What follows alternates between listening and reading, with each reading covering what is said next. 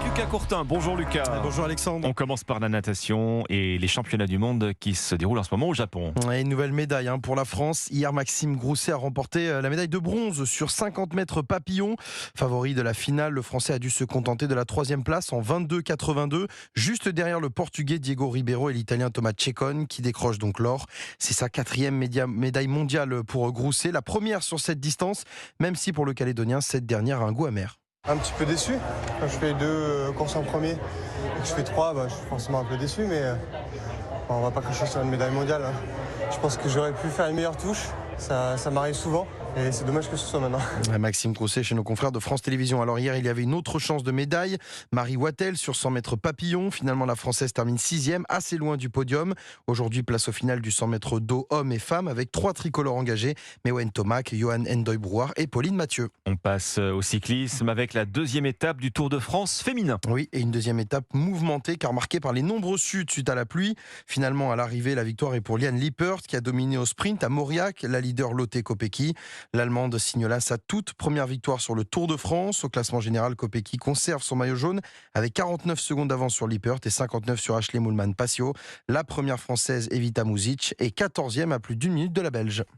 La somme astronomique du jour, Lucas, c'est en football, puisque l'Arabie Saoudite et le club d'Al Hilal proposent 300 millions d'euros pour récupérer Kylian Mbappé. Et le PSG serait prêt à accepter si jamais le club saoudien arrive à convaincre l'international français de les rejoindre. Cette offre importante est arrivée sur le bureau des dirigeants parisiens, bien avant la mise à l'écart de l'attaquant des Bleus survenu vendredi dernier. Même si la somme reste importante, Alain Giresse, consultant pour Europe 1, n'est pas convaincu que ce serait un bon choix et pour Mbappé et pour le PSG. Je ne crois pas un seul instant que Kylian, il aille actuellement, par rapport aux ambitions sportives qu'il aille jouer en Arabie Saoudite. S'ils veulent s'aventurer, le Paris Saint-Germain, sans Kylian Mbappé en Coupe d'Europe, c'est osé. En tout cas, le Paris Saint-Germain est prêt à parler avec tout le monde sur le cas Mbappé. Si le Real Madrid est dans la danse depuis un moment, d'autres clubs ont montré leur intérêt. Chelsea, Manchester United, l'Inter Milan, Tottenham ou encore le FC Barcelone.